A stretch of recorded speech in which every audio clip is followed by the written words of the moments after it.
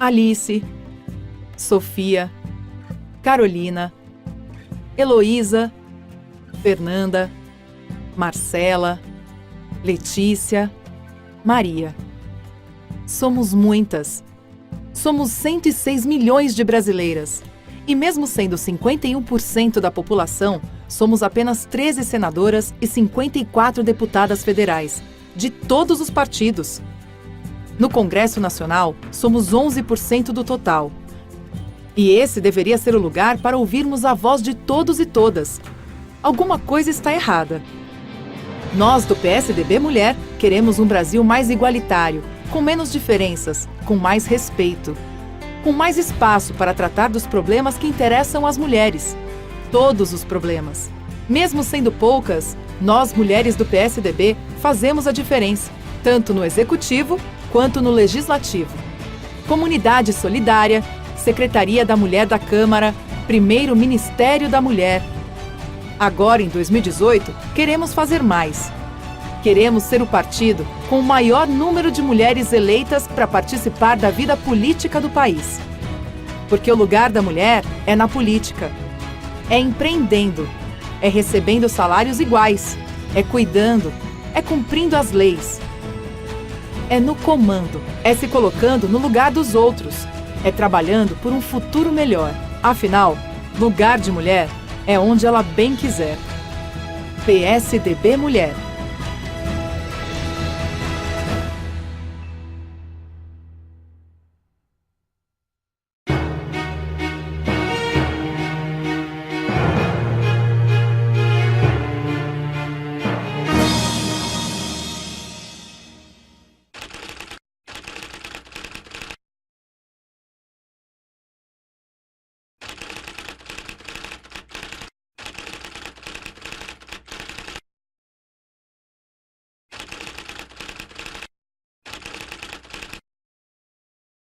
Para nós entendermos como foi possível o golpe de 64, nas consequências que teve, é preciso lembrar de pelo menos 3 vertentes.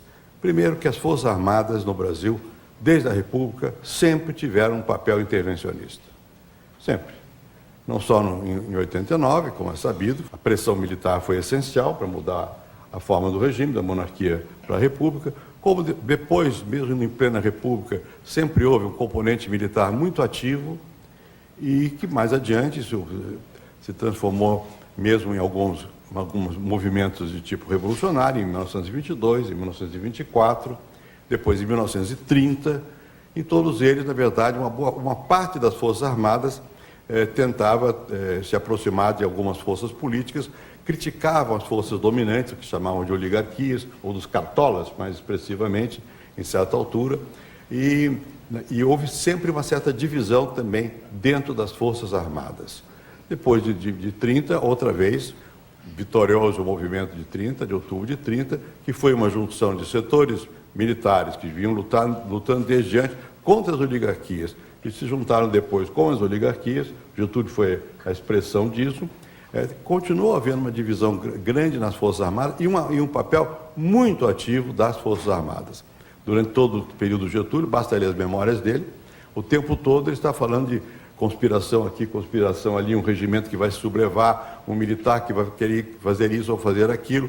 Isso foi o tempo todo, até que o Brasil entrou na guerra, da Segunda Guerra Mundial, e, de fato, a partir da mudança do sistema global, com a presença do Exército Brasileiro na Itália e com a vitória das forças democráticas sobre as forças do eixo, é que se voltou a ter, dentro das Forças Armadas, uma visão de uma ideologia liberal democrática mais ativa.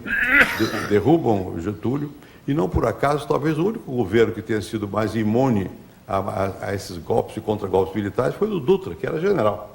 Ele próprio tinha o apoio automático, ele tinha sido chefe militar, um dos principais no tempo do presidente Vargas, e foi eleito presidente da República. Porque logo em seguida nós vamos ver de novo, volta Getúlio, e se vê de novo os militares, outra vez, com um sentimento dividido entre eles, e um sentimento de que cabia a eles o papel de conduzir o país.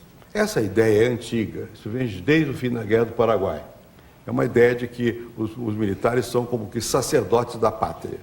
e que eles se opõem aos políticos, porque os políticos não são capazes de levar a pátria aos seus verdadeiros destinos. Tem desconfiança do mercado, porque o negócio é uma contradição para os militares, não aceitam o mercado. É Estado.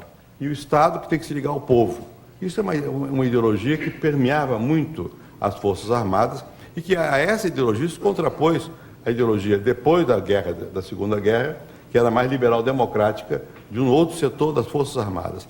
Mas mesmo no período do Getúlio, o tempo todo houve essa tensão muito grande. A política se desdobrava nos quartéis, e simbolicamente nos clubes militares, especialmente no Clube do Exército, no Clube Militar. E nesse período, houve também, dentro das Forças Armadas, no tempo do Getúlio, houve uma briga muito séria, porque houve a decisão de fazer o Acordo Militar Brasil e Estados Unidos, que foi feito, não me lembro se em 1950 ou 51. E, curiosamente, foi assinado pelo ministro da Guerra, o então general Estilac Leal, que era uma das exponentes da figura da corrente nacionalista e chamada democrática. Não obstante, a política o Getúlio levou a assinar esse acordo com os Estados Unidos.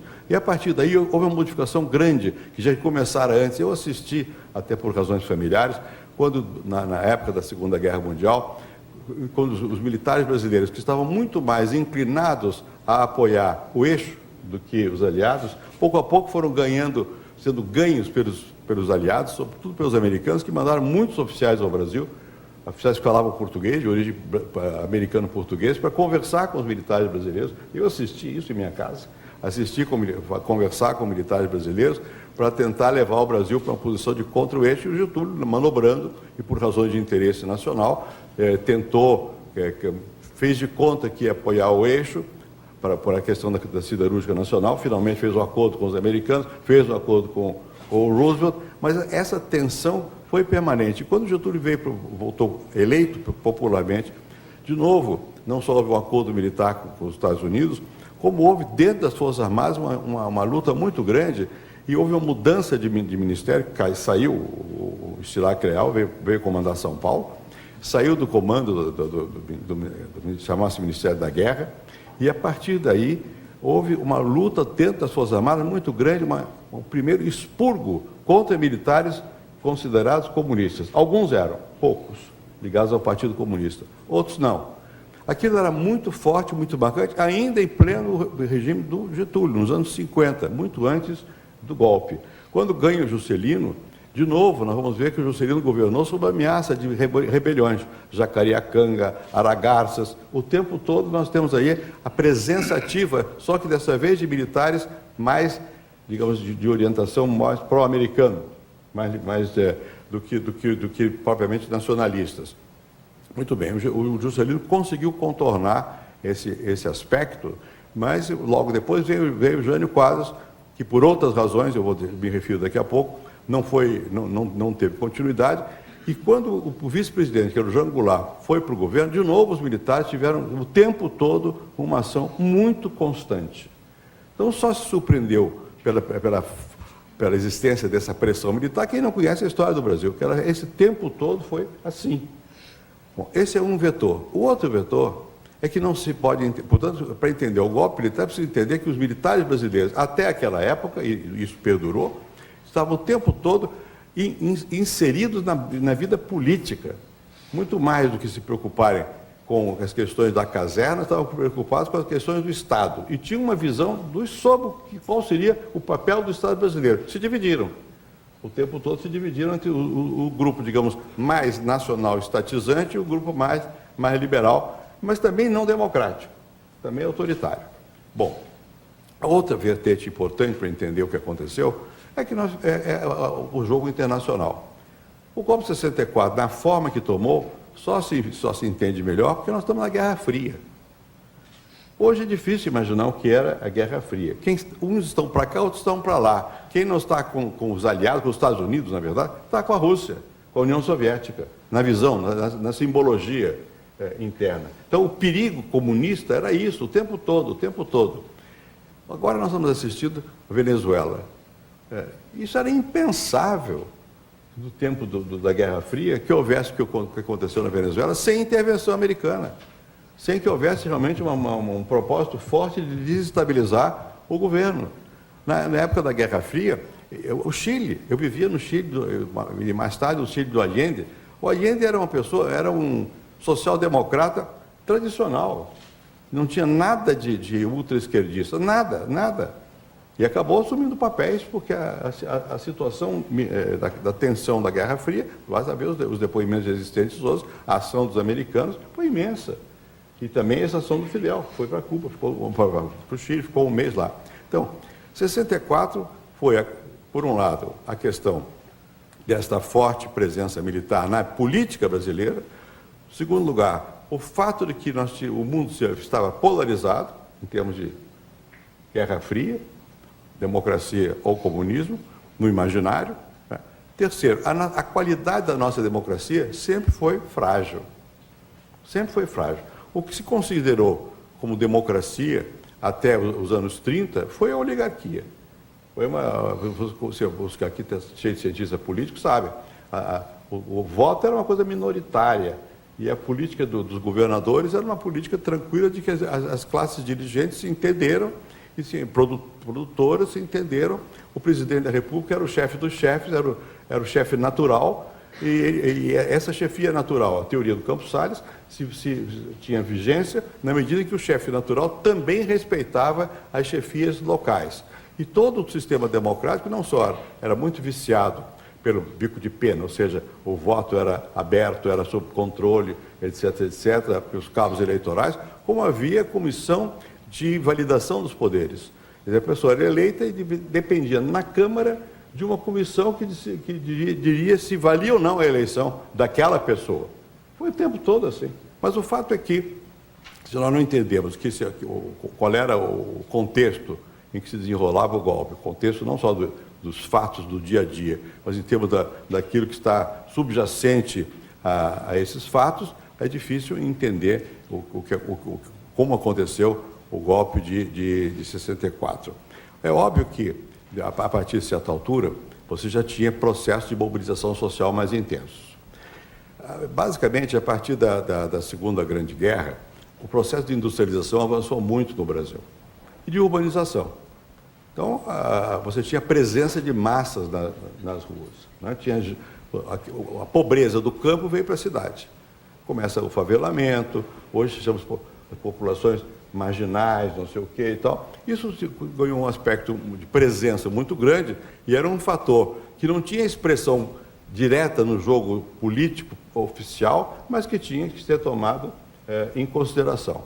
Bom, e claro que quando o Getúlio percebeu isso, o Jango também, e se apoiavam nessas forças até certo ponto, né? Bom, mas tudo por muito mais simbólico do que efetivo. Como aqui já foi dito, na fantasmagoria de 64, nós estávamos na iminência da formação de um governo, no mínimo, de cunho sindicalista, peronista, né? Mas mais provavelmente de cunho esquerdista. E o Brizola era a expressão maior disso, porque uma retórica muito poderosa que ele tinha. Então ele substantivava para o outro lado, olha o perigo aí, o perigo é vermelho. O presidente João Goulart, os depoimentos estão todos aí, hesitava o tempo todo sobre tudo isso.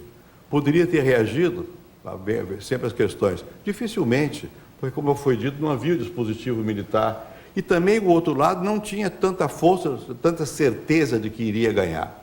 Mas nós não podemos esquecer, como eu disse aqui, que depois da Segunda Guerra Mundial, houve uma mudança estrutural enorme no Brasil, migração rural urbana, formação da classe trabalhadora, a emergência não, já existia uma classe média, mas que estava muito ativa nessa época na política, e nós estávamos também em processo inflacionário. Né? Precisa não esquecer que no interregno do Juscelino, quando foi o momento em que dava a impressão de que nós íamos firmar finalmente as formas democráticas, e que seria possível a definição de outros que não eram inimigos para serem eliminados, eram partícipes de um jogo que não podia ser de antemão previsto, e o Juscelino conseguiu até certo ponto, com a Constituição de Brasília, imantar o Brasil, mas foi um momento também que as pressões inflacionárias cresceram muito. cresceram muito. Uma das razões da crise que houve no governo Getúlio, com o ministro do Trabalho de então, que era o Jango Goulart, figura desconhecida, que foi nomeada pelo Getúlio, porque ele também nomeava postes. Podia fazer de um poste um ministro e depois o presidente da República. Então, o João Goulart, um dos motivos iminentes da crise que houve quando ele foi ministro do Trabalho, é que houve uma proposta de aumentar o salário mínimo de 100%. Porque a inflação era galopante, né? O Jango não conseguiu se manter, não conseguiu se manter, mas era isso. Nós estávamos numa profunda inquietação também na sociedade, né? E isso persistiu o tempo todo. Quando veio o Jânio Quadros, o Jânio veio eleito por forças populares expressivas, né? Com apoios dos setores mais conservadores também, a UDN. Ele foi candidato da UDN, mas tinha apoio de muita gente. Ele foi eleito prefeito de São Paulo com apoio dos socialistas e trotskistas em São Paulo, não dos comunistas, mas foi eleito com apoios populares mesclados. E o Jânio Quadros tentou, como antes também já tinha sido tentado, fazer um programa econômico que desagradou a muitos. Mas ele tinha que fazer alguma coisa, porque a situação era calamitosa da economia. Teve que desvalorizar, teve que tomar medidas anti-inflacionárias. E o Jango provavelmente, se discute, mas eu não tenho muita dúvida quanto a isso, tentou o quê? Voltar à tradição de um Estado forte. E ele resolver as questões. Se enganou num ponto. É que depois da redemocratização, o Congresso passou a ser parte do sistema de poder. E os presidentes que não souberam avaliar, como até hoje, que não sabem avaliar a força do Congresso, correm um risco grande. Porque o Congresso, em certos momentos, tem a capacidade de bloquear o governo. Então, o Jânio não se deu conta de que o Congresso poderia manobrar.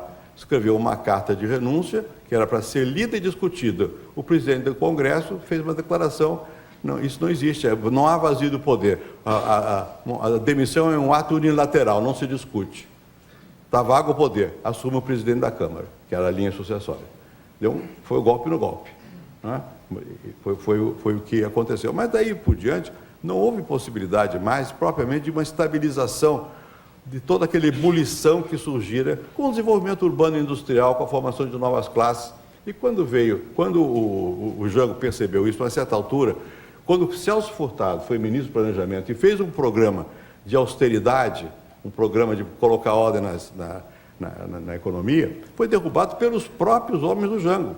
Meu amigo Almino Afonso, que era o líder da Câmara dos Deputados, do partido do PTB, e derrubou. E derrubou por quê? Porque se não destruiu o plano. Se não destrói o plano, cai o Jango. Porque o plano aparecia como um plano que contrariava os interesses das massas que apoiavam o Jango.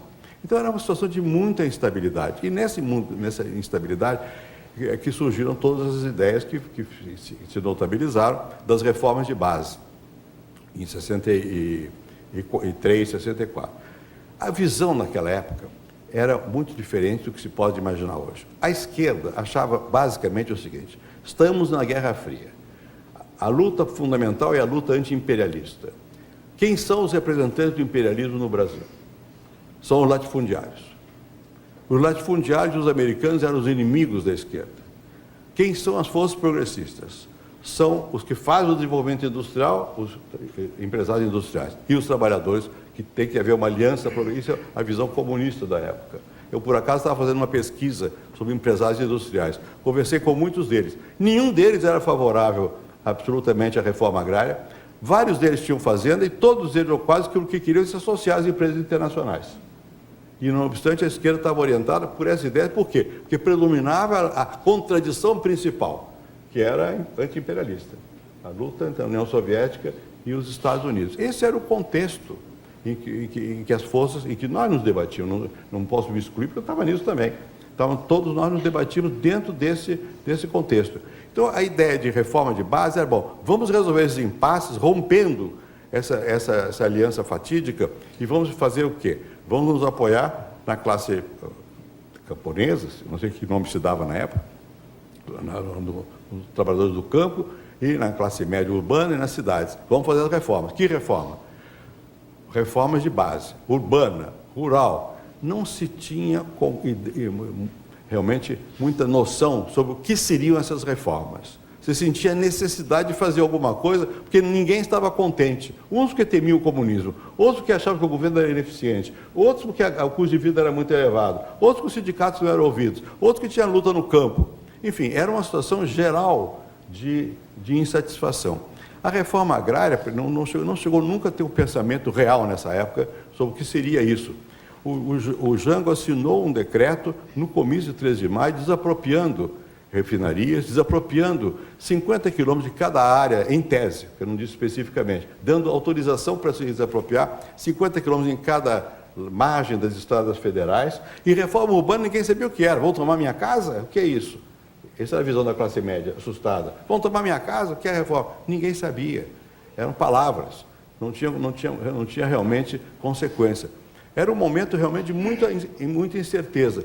Essa incerteza existia em todos os lados. Aqui nos depoimentos de vários dos que participaram, que saíram nesses dias nos jornais, e depoimentos que já deram mais tempo, nem os militares tinham certeza se tinham ganhar ou não. Aquela discussão, o general Cru é amigo ou inimigo? É compadre, é meu compadre, era compadre do Jango. É chamado pelo telefone, vem para cá ou vai para lá? E o Mourão Filho, que não era muito considerado como chefe importante, né? E o Castelo, que dizia que era legalista, era tudo muito incerto, era tudo muito duvidoso. Bom, e obviamente, tem forças por trás que estão atuando, que estão propelindo tudo isso, que são essa nova sociedade que não se acomodava e a institucionalidade vigente não dava conta do recado. Então, digamos, do ponto de vista da análise, eu acho que é preciso entender esse conjunto. Quando surge o golpe veio pleno de contradições. Isso teve consequências. Qual é a consequência? Nunca eles reconheceram que eram uma ditadura. Sempre fizeram eleição do presidente no Congresso. A cada não sei quanto tempo, faziam eleição de outro general que era indicado. Era homologado pelo Congresso, mas faziam eleição. O Congresso permaneceu aberto quase todo o tempo. Quase todo o tempo. E sempre havia partidos, a simulação de partidos. Ou seja, isso teve consequências na transição depois. Quer dizer, nunca houve realmente, nunca assumiram propriamente, nós aqui, e havia sempre essas duas tendências que vêm lá de trás. Nós vamos salvar o Brasil, porque só nós somos capazes de salvar o Brasil. Então não dá para ser assim, porque há outros interesses, temos que compor, e a ideia de democracia estava presente aí o tempo todo. A linha dura e a linha, como é que chamava? Branda. Não é? Dita blanda ou ditadura. Isso era real, dentro das Forças Armadas e também na sociedade. E as pessoas foram mudando de posição com o tempo. Obviamente, sobretudo depois do AI-5, desde o começo, mas depois do AI-5 era óbvio que nós estávamos numa ditadura e que o golpe era um golpe, a base do poder era militar, ao qual se acoplaram as forças econômicas, se acoplaram, e também tiveram o consentimento popular. Veja as eleições, a Arena ganhava em toda parte. A Arena ganhou até 74 em toda parte. Nos bairros, isso não se expressava como se fosse uma oposição de classe, embora fosse, mas não se expressava porque tinha o controle da população. Agora, depois começou a haver uma espécie de mitificação do porquê do golpe. Era para salvar a democracia? Não era. Era para arranjar uma situação de poder dentro do caos pré-existente. Alguns eram democratas, outros não, e na prática ninguém foi. Pouco a pouco, foi se transformando realmente num regime autoritário, totalitário nunca chegou a ser. Nunca organizou partido. Nunca organizou partido próprio. Não queriam. Não acreditavam. Os militares mais de linha dura não acreditam em partido. Acreditam no Estado, neles próprios. Então, nada, deixa os partidos aí. Bom, mas nunca houve propriamente uma clareza sobre esse processo. Ela foi caminhando nessa direção, indiscutivelmente, e com apoio, como eu disse aqui, dos setores empresariais importantes, com as bênçãos internacionais, porque na Guerra Fria. Não foi, eu vejo declarações, não, mas os americanos não chegaram a descer do Equador com o navio que estava... Não chegaram a descer do Equador porque eles ganharam aqui. Se não tivessem ganho, desceria do Equador aqui, porque era uma questão de guerra mundial, estava nessa concepção. Nós nunca podemos perder de vista esse jogo de poder, que não é um jogo só local, é um jogo mais global. Não é? E quando você esquece disso, fica pensando que fulano falou com o Beltrano, esse era a favor, aquele é contra. É mais complicado do que isso. Mas o fato é que esta indefinição da linha dos que iniciaram o golpe se perpetuou o tempo todo. Bom, não quero cansá-los com muita falação. Isso se refletia em todos nós. Vou dar um exemplo concreto. Eu estava no Rio de Janeiro no dia 13 de março de 64, na casa do meu pai, que morava aí no Arcoador. Bom, eu ia tomar um trem para São Paulo. Naquela época ainda se usava trem. Bem, então, eu passei pelo comício do 13 de março. Copacabana inteira, a orla toda do Rio de Janeiro, ou seja, a zona onde morava a classe média alta, os ricos, todos tinham vela acesa na janela. Quase todos, meu pai não tinha, quase todos. Vela acesa na janela. Por quê? Estavam contra o Jango. Quando passamos no comício, o comício era gigantesco. Eu tomei o trem, vou contar uma pequena história, porque são detalhes, mas são saborosos. E por acaso, nesse trem, estávamos vários amigos. Estava José Gregório, que depois foi meu ministro da Justiça. Plínio de Arruda Sampaio, que tinha sido meu colega do curso primário, e que estava nesse trem também. E depois o Marco Antônio Mastrobuono, que mais tarde se casou com uma filha do Gênio. E nós no trem considerando o que vai acontecer. Alguns achavam que o golpe era do Jango. Nós todos achávamos que íamos acabar mal. Acabamos. Pelo menos eu e o Plínio fomos exilados. O Plínio foi parar lá em casa, 6 meses depois que eu cheguei ao Chile. Bom, eu voltei para São Paulo. Nas antevésperas do golpe, na USP, na Rua Maria Antônia, aqui ao lado, tinha uma reunião dos professores, dos assistentes, exaltados. Bom, eu tinha uma certa influência, né, dos professores e tal, dos assistentes, dos alunos. Eu fiquei assustado. Não vou citar nomes, porque são muitos dos meus mais chegados amigos. A maioria achava que o golpe era do Jango.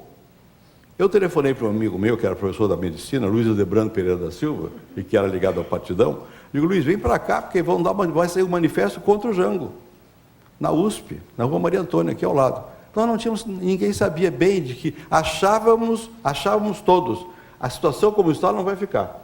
Vem um golpe. E tinha sido mesmo tramado houve especulações, e talvez algumas pessoas queriam mesmo, reforçar o dispositivo militar do Jango, prender o Carlos Lacerda e, para compensar, prende o Arraes também. O Jango não concordou com nada. Em nenhum momento, nem para cá, nem para lá. Mas sempre temeroso, nunca foi também de ir contra as forças populares. Mas era esse o clima. O clima era tão louco, é pena que não seja o Leôncio por aqui, Leôncio Martins Rodrigues, que o Bento Prado, já falecido, o Leôncio, eu e o Paulo Alves Pinto, que era genro do Caio Prado, nessa madrugada, não me lembro exatamente, tomamos um jipe para ir para o aeroporto de Marte, porque o Paulo Alves Pinto era sobrinho do general Osvino Alves, que era um forte homem pró-Jango, e dizia que havia uma reação no Rio Grande do Sul, e nós que nunca demos um tiro em ninguém, íamos tomar um avião para ir para o Rio Grande do Sul para lutar. Pessoas tão pacíficas quanto esses que eu citei aqui. Os que conheceram o Bento, imaginam o Bento dando tiro. Ou eu. O Leôncio é mais troglodita. Pode dar tiro. Mas esse era o clima que nós vivíamos, de incerteza. Né? O que vai ser o dia de amanhã? Quero que eu mostre para ver o clima psicológico que nós vivíamos. Bom, eu não vou entrar em detalhes, afinal eu fui-me embora, fui para a Argentina, protegido por um amigo meu, Maurício Segal, que arranjava todos os nossos mecanismos de sair do Brasil. Bom, fui para a Argentina, aí fui convidado para ir para o Chile, fui para o Chile, chegou o Celso Furtado lá, mais o Vefor, que já estava no Chile, e o Brasil é o Brasil. O cônsul do Brasil no Chile era meu primo. Então, na casa do cônsul do Brasil do Chile, coitado, ele padeceu depois por isso, nós nos encontrávamos, tomava para sábado, feijoada, aquela coisa de brasileiro no exterior. E houve depois, de repente, chegou lá uma pessoa que era um personagem, que eu não conhecia, Samuel Weiner. Não sei se ouviram falar, mas provavelmente era um homem importante no getulismo, não sei o quê, jornalista, dono da Última Hora. O Samuel Weiner, uma noite, saiu comigo no Chile, fomos tomar caçuela de marisco, que é uma sopa que tem lá. O Santiago era muito triste, numa taverna lá de Santiago, ele chorava. Ele dizia, olha, eu já fui exilado uma vez pelo Getúlio, agora outra vez. E numa reunião na casa desse meu primo, cujo pai foi ministro da Guerra, do Getúlio. Bom, numa reunião lá, estavam discutindo, vai durar ou não vai durar? O mais pessimista, o mais realista de todos, o mais sabido de todos nós, sempre foi o Celso Furtado. O Celso disse, não, isso é coisa para 2 anos. Nós ficamos loucos contra ele. Como 2 anos? Não vai durar. Era essa a sensação. E aqui também. Aqui também. Era coisa... Pouco a pouco nós vamos ver. Aí nós vamos vendo que as coisas eram diferentes. Aí começa uma outra etapa. Começam as explicações do golpe. A primeira explicação que deram, e que foi muito popular na época, é o seguinte, o golpe foi dado pelos americanos, sempre é assim. Não foi. Eles apoiavam, mas o golpe foi dado aqui, pelas forças daqui, com ligações, mas pelas forças daqui.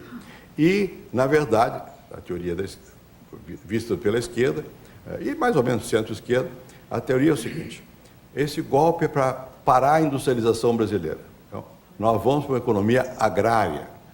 Pessoas importantes, vou citar um, que é meu amigo, está vivo até hoje, Hélio Jaguaribe. Eu debati com ele. Achava isso, que as forças, que o golpe eram as forças do atraso agrário. Bom, para reconhecer que estava havendo crescimento industrial, levou muito tempo. Estava. Eu fui uma vez a um seminário no México, em Oaxaca, com o Otaviani, que era meu colega, e outros mais. Eu e o Otávio brigamos muito lá, teoricamente. Porque eu dizia, olha, o golpe é verdade, mas dizer que é para fazer uma república agrária não é verdade. Sabe? É o contrário. Bom, estava lá, entre parênteses também, um senhor chamado Ernest Mandel, que era um dos líderes internacional socialista, trotskista. Eu paguei um preço alto por ter estado nessa reunião, porque como eu era mais ou menos gentil, espero que ainda seja, eu carreguei a mala desse senhor no aeroporto, tirar uma fotografia. Quando eu fui para o Oban, como nós 3 aqui fomos, capuz na minha cara, achava que eu era trotskista. Que eu tinha lá, eu estava com Ernest Mandel. Bom, não tinha nada a ver com isso. Bom, mas o fato é que essa discussão durou muito tempo, até nós entendermos qual era o processo, o que estava acontecendo. Foi muito difícil para processar na nossa consciência, intelectualmente, que o golpe era o golpe, mas o golpe não era para levar o Brasil para o atraso, era por outras razões, e como é que isso foi se transformando. Enfim, foi um processo muito penoso para todos nós. E nessa altura, quando o golpe já estava avançado, já tinha o regime autoritário avançado, não é? No meado dos anos 70, quando nós estávamos crescendo a 7% ao ano, consistentemente, durante uma década, falávamos do milagre brasileiro, bom, e que a Arena ganhava em toda parte. Nós fizemos um trabalho lá no SEBRAP, a pedido do cardeal Dom Paulo Evaristo Arnes, sobre São Paulo, crescimento e pobreza. Então agora todo mundo está gabando o golpe. Pois bem, todo mundo, os que são de conservadores. São Paulo, naquela época, os dados mostravam, tudo na área social, tudo foi para trás. Tudo foi para trás. O grande crescimento da década de 70 se deveu ao fato de que o Estado tinha capacidade de impor impostos, recolhia esses impostos, não dava nada para o social e investia produtivamente nas grandes empresas estatais. Então essa é um grande salto, mas o custo foi altíssimo. O custo social foi muito elevado, independentemente do custo político, da repressão, que nós todos, ou muitos de nós, passamos em graus diferentes por ela. O povo pagou um preço alto também. A educação não melhorava, a saúde não melhorava, tudo. O que é que melhorava? A economia crescia. É aquela visão, é até uma injustiça, soviética, produtivista. O importante é o PIB. O PIB em 70 disparou. E, evidentemente, quando o PIB dispara, alguma coisa sobra para a população, melhora, ou crescem novas forças e tal. Mas isso é uma ilusão, quer dizer. Aí o golpe era indispensável. Tem um amigo nosso, já morreu, Guilherme O'Donnell, um grande sociólogo, trabalhou no SEBRAP, argentino. Ele desenvolveu uma teoria dos regimes burocráticos autoritários. Que era burocrático, era, autoritário também era. Mas a teoria era a seguinte: esses regimes existem assim, que é uma fase da acumulação do capital. É preciso que haja esse regime para que o capital se acumule. É outra falácia, quer dizer, é um mecanicismo. Coincidiu que sim, que acumulou capital, mas nem foi feito para isso, nem era inevitável que fosse burocrático autoritário para haver acumulação de capitais. O que houve foi uma transformação do mundo que hoje se chama de globalização e que deu um enorme momento de produtivo, de investimento, os preços das mercadorias se altera. Muito do que acontece na economia não são os governos que fazem. São circunstâncias que são mais globais, aí, do movimento realmente do capital e tudo mais. Também teve um momento de queda, não digo no período do regime militar. Quando? Quando houve a crise do petróleo. E quando a inflação, que começara antes, foi contida no período do Castelo Branco pela Bulhões e o Campos, mas voltou a crescer. Mais adiante, você teve dois fatores tremendos, tinha a inflação e tinha a crise do petróleo. E o Brasil, nesse tempo, não produzia petróleo. Até hoje importa, mas naquele tempo importava muito mais. E nós tínhamos menos recursos para importar. Isso levou a dívida externa lá para o infinito. Esse é o problema da dívida que todo mundo... Agora acabou, por quê? Porque houve uma mudança, porque a China subiu, mudou o preço de relação de commodities e matéria e produto industrializado. Todos os países da América Latina se livraram da dívida. Naquela época, todos ficaram endividados. A gente pensou, governo tal, governo qual. Não, são circunstâncias mais gerais. Então, quando chegou numa certa altura, e curiosamente o governo Geisel, em 78 a primeira crise de petróleo, 82 a segunda crise de petróleo, e aí já não era mais Geisel, já era Figueiredo, e mais inflação, aí de novo se criou uma instabilidade que ninguém aguentava mais, e deu direta já, greve de Osasco, greve do ABC, essa coisa toda, e se criou condições para outra vez tentar criar um regime democrático. Eu espero que o regime democrático estabelecido na Constituição de 88 tenha maior consistência. Outro dia eu dei uma entrevista, acho que foi à Folha, ele diz, olha, eu espero, mas essas questões a gente tem que olhar com atenção. Não porque possa haver um novo golpe militar, sob a forma militar. Não, a ideologia militar antiga foi superada pelo crescimento da sociedade brasileira. A ideia de que só os militares podem levar o país para adiante, hoje não tem mais o apelo que tinha num país pobre como era o nosso, que dependia só do Estado. Agora não é só o Estado. E além disso, houve uma mudança, não vou entrar em detalhes, na formação dos militares, etc, etc. Mas também é verdade que a forma pela qual a nossa democracia está se consolidando é uma forma complicada.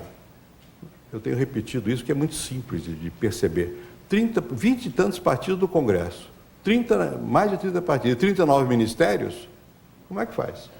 Como é que funciona isso aí? Então, nós ainda temos que prestar bem atenção, porque temos que melhorar as instituições. Embora eu não creia que possa haver, não vejo no horizonte um retrocesso no sentido de uma volta ao passado, até porque a imprensa, a liberdade ganhou muito mais consistência, as forças sociais cresceram, a força popular também, etc, etc. Mas as formas institucionais estão um tanto incompletas. A demora de decisões, a dificuldade de fazer com que o Congresso entre na agenda nacional, ou que a agenda nacional seja realmente nacional, seja debatida. De novo, nós temos tendências parecidas com o período do regime Geisel, de grandes projetos de impacto. Naquela época se fez a Transamazônica, a Ferrovia do Aço, eu não vou fazer os símiles, só o trem rápido Campinas-Rio, que devia estar pronto há 2 anos. Né? São projetos para incentivar a retórica nacional e que não é que as pessoas não querem, como queriam a Transamazônica, queriam tudo, mas não tem consistência. E isso demonstra que realmente nós ainda não conseguimos criar um sistema político que seja capaz de, enfim, ter uma correspondência mais adequada com a realidade nacional, com as aspirações e tudo mais. Não digo isso para desanimar, eu acho que nós melhoramos muito, nós temos um regime de liberdade, isso é indiscutível, não há ninguém conspirando contra o regime democrático, nem coisa nenhuma, as instituições estão funcionando, foi dito aqui, dos poderes separados, etc, etc. Mas essas questões sempre são sujeitas é preciso que estejamos persistindo na melhoria das instituições e na difusão de certos valores. E, obviamente, o grau de desigualdade, embora tenha diminuído, é muito elevado no Brasil. E a ideia básica da democracia, que é a igualdade perante a lei, até hoje não é quase, estamos chegando lá, mas estamos longe. Nós não somos propriamente iguais perante a lei. Quando se condena alguém que é importante, o país comemora. Que é isso? Devia ser rotina, ainda não é. Quer dizer, nós ainda temos que continuar lutando muito. E aí, eu nunca fui da UDN, nem tem nada a ver com isso, ao contrário, mas eu acho que a liberdade requer eterna vigilância. A democracia também requer eterna reconstrução. E não pode, e nós estamos assistindo agora Bom, não vou entrar nesse que é outro tema. A sociedade é outra hoje. As demandas são diferentes hoje. E demandam mais, de mais qualidade. E ninguém pode fazer mais sozinho. Vai ter que ter mais escuta, mais capacidade de ouvir. E isso dá trabalho, isso é difícil. Institucionalmente é difícil, pessoalmente é difícil para quem comanda o Estado, né? Se submeter a crítica contínua. E vai ter que ser assim. Isso não é pior, é melhor, mas vai ter que ser assim. E eu espero que o que aconteceu em 64, e agravado em 68 e por aí foi, sirva de exemplo. Acho muito importante que se mencionou essa Comissão da Verdade, porque está se vendo que é possível apurar mais coisas, né? Mesmo quando você pensa que não dá. Eu mesmo achei que era impossível, não tinha mais o que apurar. Tá, estão apurando, né? Eu apoiei a Comissão da Verdade, obviamente. Mas eu acho que é importante não por vendetta, mas é importante para a memória, é importante para que não se repita, e também é importante para que a ideia de impunidade não seja uma ideia que possa compatível com uma sociedade realmente democrática e livre. Era o que eu queria dizer aqui, muito rapidamente. É muito difícil para um professor falar de teatro, porque a gente está acostumado a olhar na cara dos outros e ver, conforme a reação, o que nós vamos falar. Mas, como não tem solução, eu trouxe um texto a ser lido. Mais ainda, eu imaginava inicialmente dar um testemunho, mas eu tenho lido tantos testemunhos que eu acho que a dose está encerrada. E resolvi, então, simplesmente refletir, do ponto de vista da filosofia, o que pode ter sido o golpe e esse fato político como tal. Em 64, o golpe estava no horizonte. A política se radicalizava. Cada lado viu o outro como empecilho a ser removido. E os lados eram muitos. Novas demandas, novos agentes entravam em cena, sem que tivessem seus papéis previamente delineados. Em que medida o jogo político deveria ser ampliado para que fossem reconhecidos como interlocutores legítimos?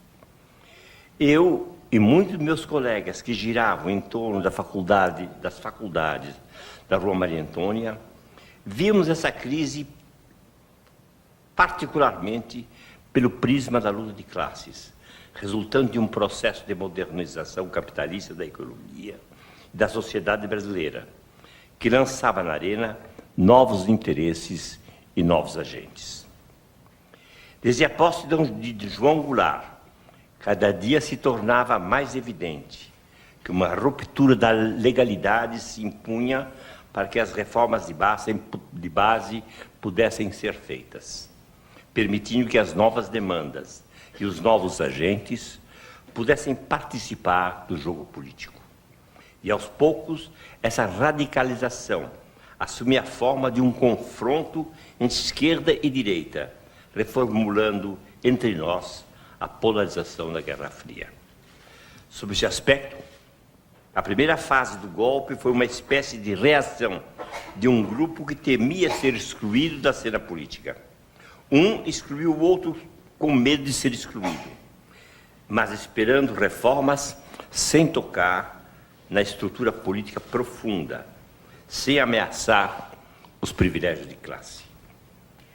Excluindo os novos agentes, as organizações camponesas, o sindicalismo iniciante e os estudantes, tornava-se possível reformar a agricultura, lançar a indústria num novo patamar, fazer a reforma universitária.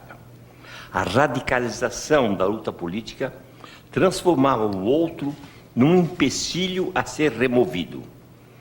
O perigo estava nas novas demandas. Novos agentes entravam em cena, sem que tivessem seus papéis previamente delineados. E para não ampliar o jogo político, o golpe, do ponto de vista dos golpistas, deveria ser rápido, cirurgia para que as novas demandas fossem feitas pelos canais já traçados. Em contrapartida, a esquerda, golpeada, imaginava ser possível transformar o país sem ouvir os interesses contrários. A democracia não estava no horizonte. A contrariedade política entre aliados e adversários se transformava na contradição entre amigos e inimigos. A luta era inevitável, não porque as forças fossem equiparáveis, mas sobretudo porque Jango passa a se apoiar numa esquerda que não sabia medir suas forças. Note que os dois lados, cada um à sua maneira, namoravam com os quartéis. Jango apostava no seu esquema militar fantasioso, comandado pelo general Assis Brasil. Seus adversários, de Carlos Lacerda, Adhemar de Barros, Júlio Mesquita e tantos outros, se aproximavam dos grupos militares, acostumados a depor governos mal eleitos, em particular aquele da Escola Superior de Guerra, chefiado por Castelo Branco. Depois de algumas manifestações públicas de Brizola e de Prestes, e sobretudo depois que Jango forçou a estrutura disciplinar do Exército, participando do comício dos sargentos, a sorte estava lançada. Os revoltosos civis receberam um apoio substancial das Forças Armadas e Jango foi simplesmente deposto. Os adversários de esquerda se tornaram então inimigos a serem abatidos. Mas na medida em que o golpe se apoiava no aparelho do Estado e se configurava como uma ditadura, excluindo até mesmo as discussões alternativas, ele perdia seus aliados tradicionais. Júlio Mesquita ou Paulo Egídio não se sentiam traídos com o endurecimento do regime. O próprio governo se aprisionava nas redes de repressão, imbuídas de poder legislativo total a partir da proclamação do AI-5, em 13 de dezembro de 68.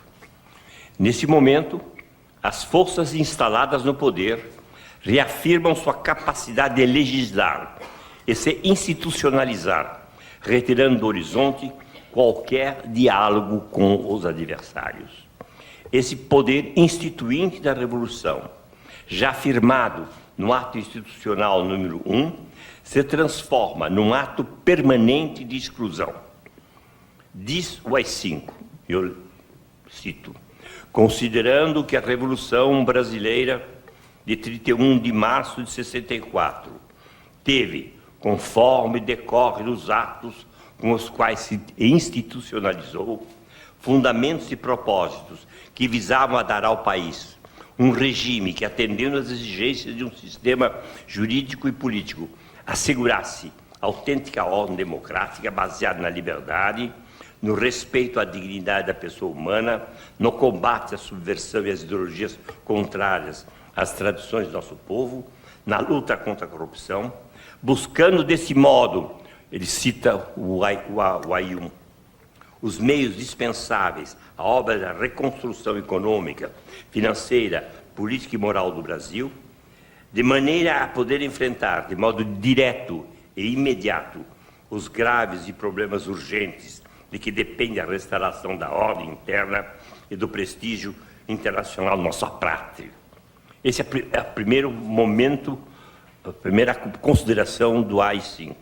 Portanto, retórica total, democrática e assim por diante. A segunda consideração é muito interessante. Ela diz o seguinte: ela transforma esses meios todos em